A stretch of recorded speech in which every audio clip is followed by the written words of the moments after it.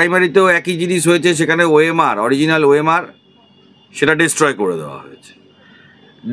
করে দেওয়া হয়েছে এবং সেখানে অরিজিনাল ওএমআর যেটা স্ক্যান্ড ওএমআর হয় তার বদলে একটা টাইপ কপি, একটা অ্যাসেসমেন্টের টাইপ কপি, সেটাকে ডিজিটালাইজ ডেটা বলে প্রাইমারি বোর্ড চালিয়েছে।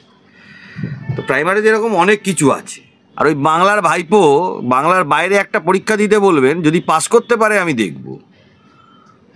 ও যদি পাস করতে পারে, বা তৃণমূলের যেসব মাথাগুলো আছে দু একজন ইন্টেলেকচুয়াল ছাড়া, এ রাজ্যে পরীক্ষা দিলে সমস্যা, তাদের তো কোয়েশ্চেন বলে দেবে, ব্ল্যাঙ্ক ওএমআরে পাস করে যাবে, পরীক্ষা না দিয়ে পাস করে যাবে। তাই এই যে নোটিফিকেশানটা যেটা হয়েছে, এখনও সুপ্রিম কোর্ট বন্ধ আছে বলে আমরা সব রকম পদক্ষেপ নিতে পারিনি। গরমের ছুটি চলছে সুপ্রিম কোর্টে, জুলাই মাসে খুলবে, জুলাই মাসের মাঝামাঝি সময় সুপ্রিম কোর্ট খুলবে, তারপরে যা পদক্ষেপ নেওয়ার নেব। স্কুল সার্ভিস কমিশনের যে বিজ্ঞপ্তি রাজ্য সরকার জারি করেছে, এমনভাবেই বিজ্ঞপ্তিটা আইনি জট সৃষ্টি করে রাখা হয়েছে যাতে করে কিনা দাগিরাই চাকরিতে বহাল থাকে।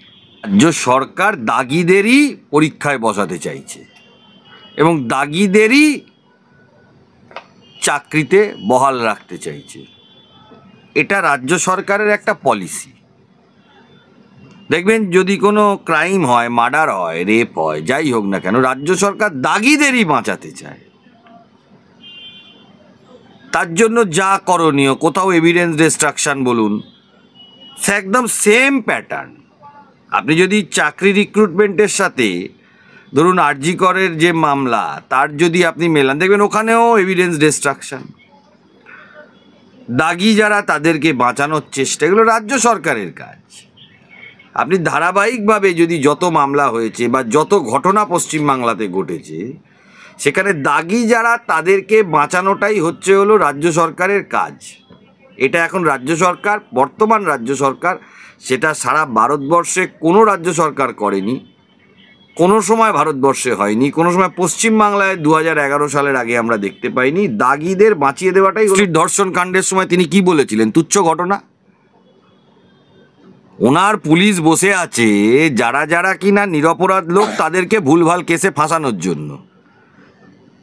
আর নিজের দলের লোক, এই যে বালিগঞ্জের ঘটনাটা ঘটেছে, এটা তো কসবার ঘটনাটা সত্যি ঘটনা, তো এটা মিথ্যে ঘটনা না। এই ঘটনাটা ঘটেছে, হয়েছে, অভিযোগকারিনী অভিযোগ করেছে। আর কারা যুক্ত? সব ভাইপো আর পিসির লোকজন যুক্ত, যতগুলো আছে। আপনি এটা তো শুধু একটা ঘটনা মিডিয়ার সামনে এসেছে, আপনারা তাই নিয়ে এখন সেটা নিয়ে আপনারা চেষ্টা করছেন যাতে করে সমাজে কিছু পরিবর্তন আনা যায়। মামলাকারীদের দাবি হচ্ছে যারা বঞ্চিত তাদের মধ্যেও যোগ্য প্রার্থী রয়েছেন, আবার যারা চাকরি করেছেন তাদের মধ্যেও অযোগ্য রয়েছে। তাহলে কিসের ভিত্তিতে অভিজ্ঞতার জন্য বাড়তি নম্বর ধার্য করা হয়েছে? বাড়তি নম্বর অভিজ্ঞতার জন্য ধার্য করা এই জন্য হয়েছে, যারা দাগি তাদেরকে যাতে কোনোভাবে চাকরিতে বহাল রাখানো যায়। এইটাই হলো মেন টার্গেট রাজ্য সরকারের। আমি আপনাকে বলি, যারা জেনুইন ক্যান্ডিডেট তাদেরকে একবার না 5 বার পরীক্ষায় বসান, তারা পাস করে যাবে। শুনানি চলছে এখন, সব পক্ষকে জজ সাহেব শুনছেন। দেখুন, প্রাইমারিতে পশ্চিমবাংলায় দুর্নীতি হয়েছে, এটা নিয়ে এটা সবাই জানে দুর্নীতি হয়েছে, এটা কিছু ব্যাপার না। কিন্তু বিষয়টা হচ্ছিল শুনানি চলছে, এখানে শুনানিটা কিছু রেস্ট্রিক্টেড বিষয় আছে, যেটা যেরকম ধরুন এখানে শুনানিতে হলো যে এই অ্যাপটিটিউড টেস্ট হয়েছে কি হয়। এছাড়াও প্রাইমারিতে প্রচুর দুর্নীতি হয়েছে। যেরকম সুপ্রিম কোর্টে একটা মামলা পেন্ডিং আছে, যেখানে দেখা যাচ্ছে 269 জনের প্যানেল হয়েছে একটা মেন প্যানেল হওয়ার পরে। সেখানে আমাদের স্পেসিফিক্যালি অভিযোগ যে ভেতর থেকে কিছু লোককে ঢুকিয়ে দেওয়া হয়েছে, কম নম্বর থাকা সত্ত্বেও। প্রাইমারিতেও একই জিনিস হয়েছে, সেখানে ওএমআর, অরিজিনাল ওএমআর, সেটা ডিস্ট্রয় করে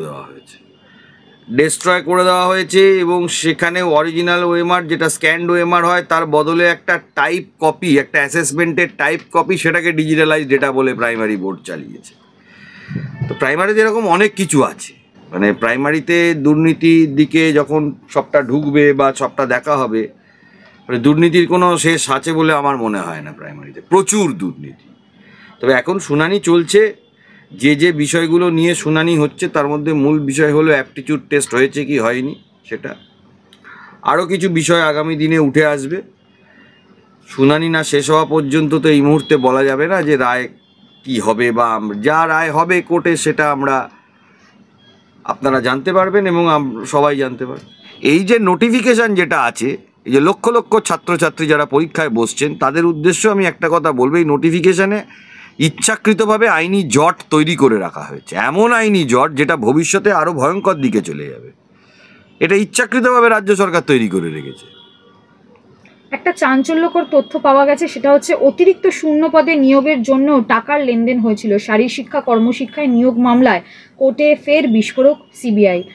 তবে কতজন টাকা দিয়েছেন সেটা এখনো আলাদা করে বলা সম্ভব নয়।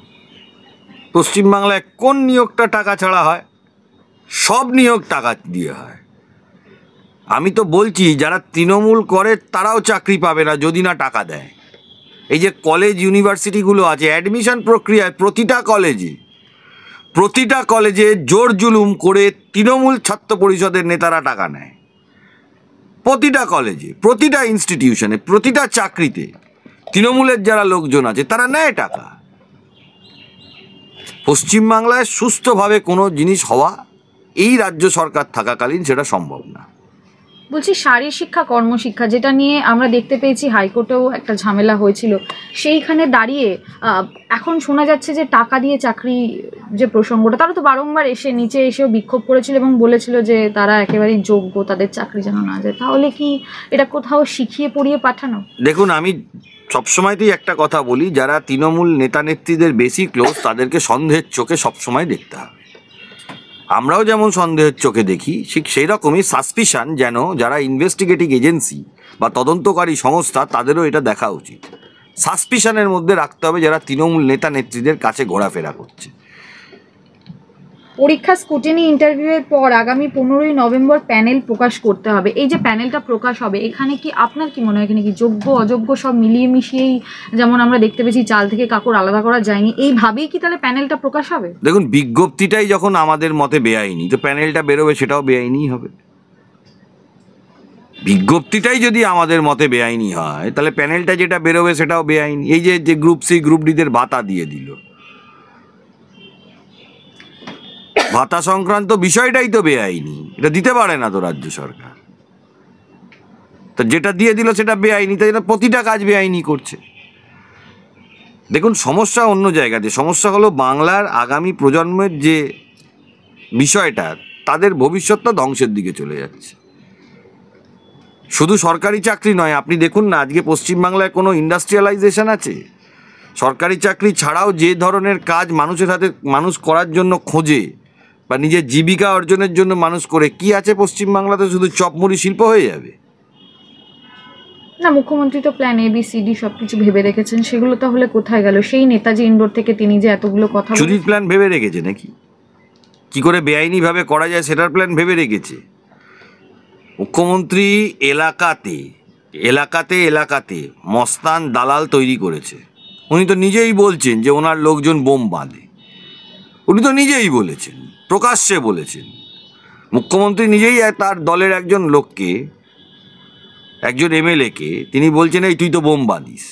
তো ওনার দলের লোকজন এই রকমই ক্যারেক্টারের, এর থেকে বড় কোনো কিছু বলা সম্ভব না তাদের বিরুদ্ধে। প্রত্যেকটা লোকই তাই। একমাত্র মুখ্যমন্ত্রী গায়ের জোর দেখিয়ে ভোটে জিতে যান, গায়ের জোর দেখিয়ে ক্ষমতায় চলে এসেছেন, ভোট লুট করে ক্ষমতায় এসেছেন, মানুষকে ধমকে চমকে রেপ ধর্ষণ মার্ডার চাকরি বিক্রি করে আছেন। একমাত্র জায়গা, গণতন্ত্রের একমাত্র জায়গা ভারতবর্ষের সাংবিধানিক পরিকাঠামোর মধ্যে, সেটা আদালত। সেইখানে তিনি কিছু করতে পারেন, তাই জন্য আদালতের উপরে ওনাদের এত রাগ। শেষ একটাই প্রশ্ন, সেটা আমরা দেখতে পাচ্ছি কসবার যে ধর্ষণ কাণ্ড, গণধর্ষণ কাণ্ড, সেটা আমরা দেখতে পেয়েছি এবং তার আজ বিভিন্ন জায়গায় পড়েছে। বিভিন্ন মহল থেকে, সাধারণ মানুষ থেকে শুরু করে রাজনীতি মহল, সবাই একেবারে এটা প্রোটেস্ট করছে। কিন্তু আমাদের যে মুখ্যমন্ত্রী, তিনি মহিলা মুখ্যমন্ত্রী, তিনি এখনো সামনে আসছেন না কেন? এবং এটির বিষয়ে কিছু বলছেনও না কেন? সামনে আসবে কেন? তিনি তো উস্কানি দিয়েছেন। পার্ক স্ট্রিট ধর্ষণ কাণ্ডের সময় তিনি কি বলেছিলেন? তুচ্ছ ঘটনা। ওনার পুলিশ বসে আছে যারা কিনা নিরপরাধ লোক, তাদেরকে ভুলভাল কেসে ফাঁসানোর জন্য। আর নিজের দলের লোক, এই যে বালিগঞ্জের ঘটনাটা ঘটেছে, এটা তো কসবার ঘটনাটা সত্যি ঘটনা, তো এটা তো মিথ্যে ঘটনা না। এই ঘটনাটা ঘটেছে, হয়েছে, অভিযোগকারিনী অভিযোগ করেছে। আর কারা যুক্ত?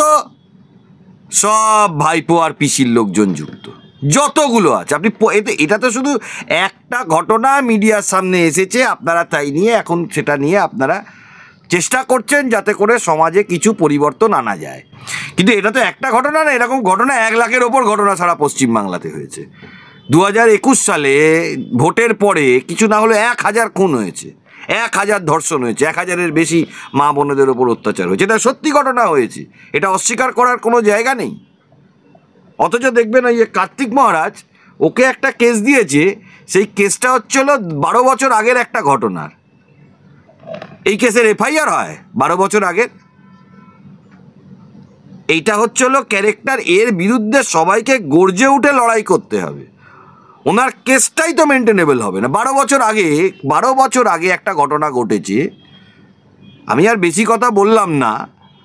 12 বছর আগে একটা ঘটনা ঘটেছে, 12 বছর ধরে কি অভিযোগকারিনী ঘুরে বেড়াচ্ছিল না কি করছিল? আর এই কসবার ঘটনাটা দেখুন, এটা নিয়ে যত তৃণমূলের সমস্যা। আপনি আরজি করে দেখুন, অভয়াকাণ্ড, এই ঘটনাগুলো তো সত্যি ঘটনা। আপনি কামদুনি দেখুন, এখন মানুষের মাথা থেকে কামদুনি অনেকটা বেরিয়ে গেছে, কিন্তু ঘটনাটা তো সত্যি ঘটনা। এবং আপনি বরুণ বিশ্বাস হত্যা হয়েছিল কেন? ওই সুটিয়া গাইঘাটার মেয়েগুলোকে অত্যাচার করতো বলে, তার বিরুদ্ধে প্রতিবাদ করেছিল বলে প্রকাশ্য ওই রেল স্টেশনের সামনে ওকে গুলি করে মেরে দেওয়া হয়েছিল।